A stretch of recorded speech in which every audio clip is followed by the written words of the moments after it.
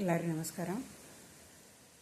ಈಗ ಮತ್ತೆ ವಿಕ್ರಮ ಎಂದೇನಂತೆ ಮತ್ತೆ ಆ ಗಿಡಕ್ಕೆ ಹೋಗಿ ಆ ಬೇತಾಳವನ್ನು ಕೆಳಗಿಳಿಸಿ ಆ ದೇಹವನ್ನು ಶವವನ್ನು ಕೆಳಗಿಳಿಸಿ ಆ ಬೇತಾಳ ಹೊತ್ಕೊಂಡು ಬರ್ತಾ ಇರ್ತಾನೆ. ಶವವನ್ನು ಹೊತ್ಕೊಂಡು ಬರ್ಬೇಕಾದ್ರೆ ಎಂದಿನಂತೆ ಬೇತಾಳ ಆ ಮಹಾರಾಜನೊಂದಿಗೆ ಮಾತಾಡ್ತೈತಿ. ಮಹಾರಾಜ, ನಾನು ನೀನು ಹೇಳಿದ್ರೆ ಕೇಳೋದಿಲ್ಲ, ಭಾಳ ಮೊಂಡತನ ಮಾಡಾಕ್ತೀರಿ, ಆದರೂ ಇರಲಿ, ನಾನೊಂದು ಕಥೆಯನ್ನು ಹೇಳ್ತೀನಿ, ಕೇಳ್ಕೊಂತ ಹೋಗು, ಇನ್ನು ದಾರಿ ಸಾಗ್ತೈತಿ ಅಂತಂದು ಹೇಳಿ ಒಂದು ಕಥೆಯನ್ನು ಬೇತಾಳ ಇದ್ದದೆ ಹೇಳೋದಕ್ಕೆ ಪ್ರಾರಂಭ ಮಾಡ್ತೈತಿ. ಅವಂತಿ ನಗರವನ್ನು ಒಬ್ಬ ಮಹಾರಾಜ ಆಳ್ತಾ ಇರ್ತಾನೆ. ಆ ರಾಜನ ಆಸ್ಥಾನದೊಳಗೆ ಒಬ್ಬ ಶ್ರೀಮಂತ ವ್ಯಾಪಾರಿ ಇರ್ತಾನೆ. ಆ ವ್ಯಾಪಾರಿ ಏನಂತಂದ್ರೆ ಒಬ್ಬಳು ಮಗಳು ಶಶಿರೇಖೆ, ಭಾಳ ಸುಂದರಿಯಾಗಿರ್ತಾಳೆ ಮಗಳು. ಆಕೆಯನ್ನು ಅವ ಅತ್ಯಂತ ಪ್ರೀತಿಯಿಂದ ಬೆಳೆಸಿರ್ತಾನೆ. ಸಾಕಷ್ಟು ಸಂಪತ್ತು ಇರ್ತೈತೆ ಅವನ ಕಡೆ. ಒಬ್ಬಳೇ ಮಗಳಿರ್ತಾಳೆ. ಅದಕ್ಕೆ ಅವಳ ವಿವಾಹವನ್ನು ಒಬ್ಬ ಒಳ್ಳೆಯ ವರನೊಂದಿಗೆ ಮಾಡಬೇಕು ಅಂತಂದು ಹೇಳಿ ಆತೇನಂತ ನಿರ್ಣಯ ಮಾಡಿರ್ತಾನೆ. ಎಷ್ಟೋ ಅವಳ ಸೌಂದರ್ಯವನ್ನು ಕಂಡು ಎಷ್ಟೋ ರಾಜ್ಕುಮಾರ್ ಕೆಲಸದ ಅವಳನ್ನು ವಿವಾಹ ಆಗಬೇಕು ಅಂತ ಹೇಳಿ ಬರ್ತಾರೆ. ಭಾಳ ಕುಲೀನ ಮನೆತನದವರು ಸದಾ ಯುವಕರು ಅವಳನ್ನು ಮದುವೆ ಆಗಬೇಕು ಅಂತ ಹೇಳಿ ಬರ್ತಾರೆ. ಆದರೆ ಆ ಶಶಿರೇಖೆ ಯಾರನ್ನೂ ಒಪ್ಪುತ್ತಿರುವುದಿಲ್ಲ. ಎಂತೆಂಥ ಯುವಕರೆಲ್ಲ ಬರ್ತಾರೆ, ತಮ್ಮ ಶೌರ್ಯವನ್ನು ಪ್ರದರ್ಶನ ಮಾಡ್ತಾರೆ. ಕೆಲವೊಬ್ಬರು ಅತ್ಯಂತ ಅತುಲೈಶ್ವರ್ಯ ಇದ್ದಂಥ ಬರ್ತಾರೆ. ಎಂಥವ್ರು ಬಂದರೂ ಕೂಡ ಆ ಒಂದು ಶಶಿರೇಖೆ ಯಾರನ್ನೂ ಒಪ್ತಿರೋದಿಲ್ಲ. ಅವಳ ತಂದೆ ತಾಯಿಯರಿಗೆ ಇದೊಂದು ದೊಡ್ಡ ಚಿಂತೆ ಆಕೈತಿ. ಏನಿದು, ಎಂಥ ಒಳ್ಳೆಯ ವರನನ್ನು ನಾವು ತೋರ್ಸಾಕತ್ರು ಈಕೆ ಒಪ್ಪುವಳ್ಳಲ್ಲ, ಈಕೆ ಮನುಷ್ಯ ಬರುವಂಥ ವರ ಎಲ್ಲದಾನ, ಇನ್ನು ಯಾರನ್ನ ನಾವು ಹುಡುಕ್ಬೇಕು ಅಂಥೇಳಿ ಭಾಳ ಚಿಂತೆಯನ್ನು ಮಾಡ್ತಾ ಇರ್ತಾರೆ. ಆ ಹೊತ್ತಿನೊಳಗೆ ಏನಾಕೈತಿ ಅಂತಂದ್ರೆ, ಆ ಅವಂತಿ ನಗರದೊಳಗೆ ಬಹಳಷ್ಟು ಕಳ್ಳತನಗಳು ಇದ್ದವು ಪ್ರಾರಂಭವಾಗಿರ್ತಾವೆ. ಒಬ್ಬ ಕಳ್ಳ ಪ್ರತಿದಿನ ಕಳ್ಳತನವನ್ನು ಮಾಡ್ತಾ ಇರ್ತಾನೆ, ದರೋಡೆ ಮಾಡ್ತಾ ಇರ್ತಾನೆ. ರಾಜನ ಕಡೆಗೆ ದೂರುಗಳು ಬಂದೇ ಬರ್ತಿರ್ತಾವೆ. ಇವತ್ತು ನಮ್ಮ ಮನೆಯಲ್ಲಿ ಕಳ್ಳತನ ಮಾಡ್ದ, ಇಷ್ಟೊಂದು ದ್ರವ್ಯವನ್ನು ಒಯ್ದಾನ. ಮತ್ತೊಂದು ದಿನ ಮತ್ತೆ ಬರ್ತಿರ್ತಾರೆ, ನಮ್ಮ ಮನೆಯೊಳಗೂ ಕಳ್ಳತನ ಆಗೈತಿ ಮಹಾರಾಜರೇ, ನಮ್ಮ ನಗನಾಣ್ಯಗಳನ್ನೆಲ್ಲ ದೋಚಿಕೊಂಡು ಹೋಗ್ಯಾನ ಕಳ್ಳ. ಅವ ಹೆಂಗೆ ಬರ್ತಾನ, ಅವ ಹೆಂಗೆ ದೋಚ್ಕೊಂಡು ಹೋಗ್ತಾನ ಅನ್ನೋದೇ ಗುರ್ತಾಗಲ್ದು ಅಂತ ಅಂದ್ಕೊಳ್ಳಿ ಮಹಾರಾಜಿಗೆ ಚಿಂತೆ ಆಕೈತಿ. ಅವ ತನ್ನ ಎಲ್ಲ ಭಟರನ್ನು ಕರೆದು ಹೇಳ್ತಾನೆ, ನೀವು ಏನು ಮಾಡ್ತೀರಿ ಎಲ್ಲ ರಾತ್ರಿ, ನೀವು ನಿದ್ದೆಗಟ್ಟು ನಿಮ್ಗೆ ಅವನ್ನೆಲ್ಲ ನೀವು ಅಡ್ಡಾಡಿ ಅವ್ನು ಹಿಡ್ಯಾಕೆ ಆಗುವಲ್ದೇನೋ ನಿಮಗೆ ಅಂತ ಹೇಳ್ತಾನೆ. ಅವಾಗ ಅವರೆಲ್ಲ, ಇಲ್ಲ, ನಾವು ಎಷ್ಟು ನಿದ್ದೆಗೆಟ್ಟು ಕಾಯ್ದರೂ ಕೂಡ ಆ ಕಳ್ಳ ನಮಗೆ ಸಿಗ್ತಾ ಇಲ್ಲ ಅಂತ ಹೇಳ್ತಾರೆ.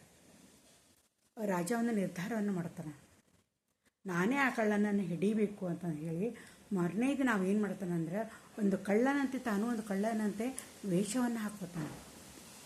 ವೇಷವನ್ನು ಹಾಕ್ಕೊಂಡು ಮಧ್ಯರಾತ್ರಿ ಒಳಗೆ ಆತ ಅರಮನೆಯನ್ನು ಬಿಟ್ಟು ಹೋಗ್ತಾನೆ. ಹೋಗಿ ಸಾಮಾನ್ಯವಾದ ಗಲ್ಲಿಗಳಲ್ಲೆಲ್ಲ ಅವ ತಿರುಗಾಡ್ತಾ ಇರ್ತಾನೆ. ಹೆಚ್ಚಾಗಿ ಶ್ರೀಮಂತರು ಎಲ್ಲಿ ವಾಸ ಮಾಡ್ತಿರ್ತಾರೆ ಅಲ್ಲೆಲ್ಲ ಆತ ಅಡ್ಡಾಡಬೇಕಾದ್ರೆ ಆಮೇಲೆ ಒಮ್ಮೆ ಆ ಕಳ್ಳನ್ನು ನಾವು ನೋಡ್ತಾನೆ. ಆವಾಗ ಆ ಕಳ್ಳನಿಗೂ ಆಶ್ಚರ್ಯಕ್ಕೈತಿ. ಇವನು ಕಳ್ಳನಾಗ ವೇಷವನ್ನು ಹಾಕ್ಕೊಂಡಿರ್ತಾನೆ. ನೀ ಯಾರು ಅಂತ ಕೇಳಿ ಆ ಕಳ್ಳ ಕೇಳ್ತಾನೆ. ಕೇಳಿಕೊಳ್ಳಿ ದೊರೆ ಹೇಳ್ತಾನೆ, ಕಳ್ಳನ ವೇಷದಲ್ಲಿದ್ದಂಥ ದೊರೆ ಹೇಳ್ತಾನೆ, ನಾನು ಒಬ್ಬ ಕಳ್ಳದೇನೆ, ನಾನು ಬೇರೆ ರಾಜ್ಯದಿಂದ ಬಂದೇನೆ, ಇದು ಭಾಳ ಸಂಪದ್ಭರಿತವಾಗೈತಿ, ಈ ಶ್ರೀಮಂತರು ಭಾಳ ದರ ಅಂತಂದು ಕೇಳಿ ನಾ ಇಲ್ಲಿ ಕಳ್ಳತನ ಮಾಡಬೇಕು ಅಂತೇಳಿ ಬಂದೇನೆ ಅಂತಂದೇಳಿ ಆತ ಹೇಳ್ತಾನೆ.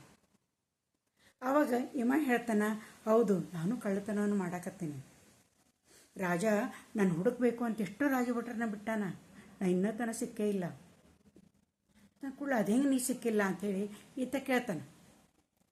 ಕೇಳಿಕೊಳ್ಳ ಕಳ್ಳ ಹೇಳ್ತಾನೆ, ಹೌದು, ಈ ರಾಜನ ಭಟ್ರು ಅವ್ರು ಏನಂತಂದ್ರೆ ಸುಮ್ಮನೆ ಕಾಟಾಚಾರಕ್ಕಾಗಿ ಹುಡುಕಾಡ್ತಾರೆ. ಅವರು ಸುಮ್ಮನೆ ಅವ್ರೇನೂ ಇಲ್ಲ, ಸ್ವಲ್ಪ ಹುಡುಕಾಡ್ದಂಗೆ ಮಾಡ್ತಾರೆ.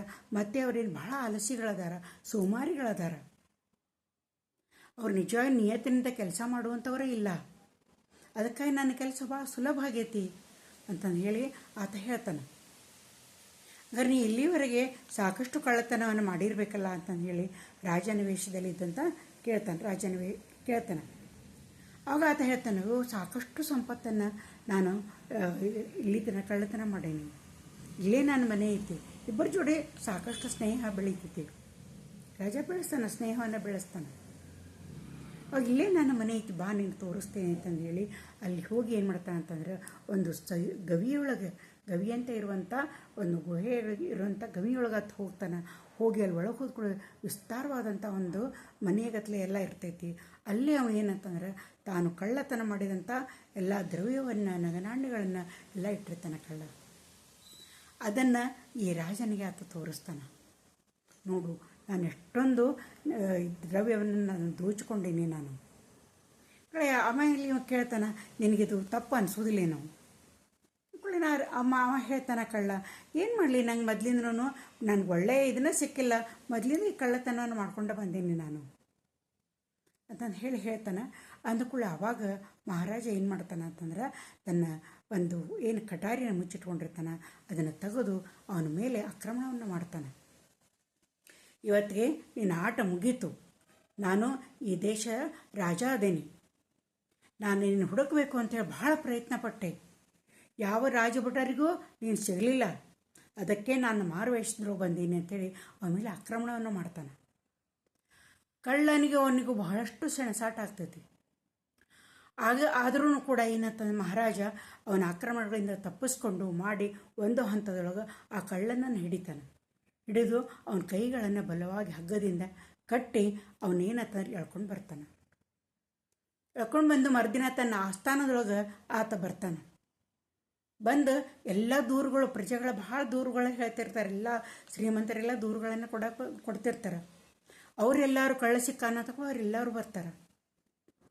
ಆಮೇಲೆ ಮಹಾರಾಜ ಹೇಳ್ತಾನೆ, ಕಳ್ಳ ಸಿಕ್ಕಾನ, ನೀವು ಸಾಕಷ್ಟು ಜನರ ನಗನಾಣ್ಯಗಳನ್ನೆಲ್ಲನೂ ದೋಚ್ಕೊಂಡಾನಿವ, ಇವನಿಗೆ ನಾ ಶೂಲಕ್ಕೆ ಏರಿಸ್ತೀನಿ, ಮರಣದಂಡನೆಯನ್ನು ಕೊಡ್ತೀನಿ, ಅದಕ್ಕೆ ಇವನ್ನ ಬೀದಿಯೊಳಗೆಲ್ಲ ನೀವು ಮೆರವಣಿಗೆನ ನೀವು ಮಾಡ್ಕೊಂಡು ಬರ್ರಿ, ಎಲ್ಲರಿಗೂ ಗೊತ್ತಾಗಲಿ, ಎಲ್ಲರೂ ಈ ಕಳ್ಳನನ್ನು ನೋಡಲಿ ಅಂತಂದು ಹೇಳಿ ಮಹಾರಾಜ ಇದ್ದವ ಹೇಳ್ತಾನೆ.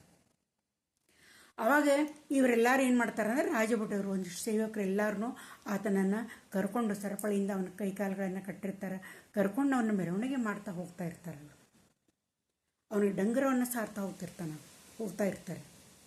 ಈತನೇ ಕಳ್ಳ, ಮಹಾರಾಜರ ಕಳ್ಳನನ್ನು ಹಿಡ್ದಾರ, ಇವನಿಗೆ ಊರಿನ ಮಧ್ಯಭಾಗದೊಳಗೆ ಶೂಲಕ್ಕೆ ಏರಿಸೋರದಾರ, ಹೀಗೆಲ್ಲ ಘೋಷಣೆಯನ್ನು ಕೊಡ್ತಾ ಅವರೆಲ್ಲ ಮೆರವಣಿಗೆಯನ್ನು ಊರು ತುಂಬ ಮಾಡ್ತಾ ಇರ್ತಾರೆ.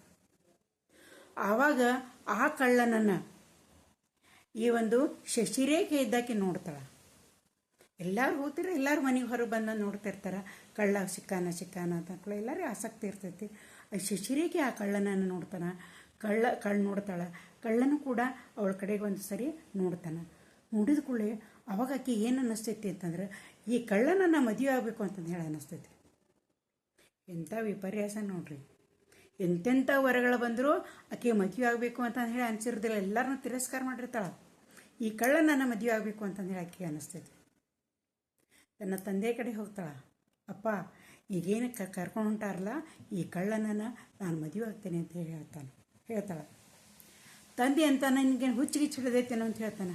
ಎಂಥ ಒಳ್ಳೆಯ ವರಗಳನ್ನು ನಿನಗೆ ತಂದು ತೋರ್ಸೇನೆ, ಅಂಥವು ರಾಜ್ಕುಮಾರನಂತಿದ್ದವ್ರನ್ನು ನಿನ್ನ ತಿರಸ್ಕಾರ ಮಾಡಿದಿ, ಈಗ ಇನ್ನೊಂದು ಸ್ವಲ್ಪ ಹೊತ್ತಿನೊಳಗೆ ಮರಣದಂಡನೆಗೆ ಒಳಗಾಗ್ತಾನ, ಅವನ್ನ ಮದುವೆ ಆಗ್ತೀನಿ ಅಂತೀಯಲ್ಲ ನೀನು, ಬೇಡ, ಇಂಥದ್ದೆಲ್ಲ ಹುಚ್ಚು ವಿಚಾರಗಳನ್ನು ನೀ ಬಿಟ್ಟು ಬಿಡು ಅಂತಂದು ಹೇಳ್ತಾನೆ. ಆಕೆ ಕೇಳೋದನ್ನೇ ಇಲ್ಲ, ಎಷ್ಟು ತಿಳಿಸಿ ಹೇಳಿದರೂ ಕೇಳೋದಿಲ್ಲ ಆಕೆ. ಇಲ್ಲ, ನಾನು ಮದುವೆ ಆದ್ರೆ ಅವನನ್ನೇ ಆಗಾಕಿ, ಕೊನೆಯ ಅಸ್ತ್ರವನ್ನು ಬಿಡ್ತಾಳ. ಅವನ ಜೊತೆ ನಾನು ಮದುವೆ ಆಗ್ಲತ್ತಾರ ನಾನು ಆತ್ಮಹತ್ಯೆಯನ್ನು ಮಾಡ್ಕೊತೀನಿ ಅನ್ನುವಂಥ ಬೆದರಿಕೆಯನ್ನು ಹಾಕ್ತಾಳೆ. ಇದು ಕೊನೆಯ ಅಸ್ತ್ರ. ಅವಾಗ ಆ ವ್ಯಾಪಾರಿಗೆ ಬಹಳ ಆಘಾತ ಆದಂಗೆ ಆಗ್ತೈತಿ. ಬಹಳ ಪ್ರೀತಿಯಿಂದ ಒಬ್ಬಳೇ ಮಗಳನ್ನು ಆತ ಬೆಳೆಸಿರ್ತಾನೆ. ಇನ್ನೇನು ಮಾಡೋದು ಅಂತಂದು ಹೇಳಿ ಆತ ದಾರಿ ಕಾಣದನ ಆತ ತನ್ನ ಮಗಳನ್ನು ಕರ್ಕೊಂಡು ಓಡೋಡಿ ಬರ್ತಾನೆ. ಆ ಮಧ್ಯಭಾಗದೊಳಗೆ, ನಗರದ ಮಧ್ಯಭಾಗದೊಳಗೆ ಅವನನ್ನು, ಆ ಕಳ್ಳನನ್ನು ಶೂಲಕ್ಕೆ ಏರ್ಸಕ್ಕೆ ಎಲ್ಲ ಏರ್ಪಾಡುಗಳನ್ನು ಮಾಡಿರ್ತಾರೆ. ಇನ್ನು ಶೂಲಕ್ಕೆ ಏರಿಸ್ಬೇಕು ಅನ್ನೋಂಥ ಹೊತ್ತಿನೊಳಗೆ ಈ ವ್ಯಾಪಾರಿ ಇದ್ದವ ಬರ್ತಾನೆ, ಓಡೋಡ್ಕೊಂಡು ಬರ್ತಾನೆ ಮಗಳನ್ನು ಕರ್ಕೊಂಡು.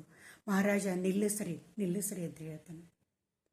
ಈ ದಂಡನೆಯನ್ನು ನೀವು ಏನಂತಂದ್ರೆ ಕೊಡಬೇಡ್ರಿ, ನೀವು ಆ ಶಿಕ್ಷೆಯನ್ನು ನೀವು ಕೊಡಬೇಡ್ರಿ, ಅವನಿಗೆ ನೀವು ಕ್ಷಮೆಯನ್ನು ಮಾಡಿರಿ ಅಂತಂದು ಹೇಳಿ.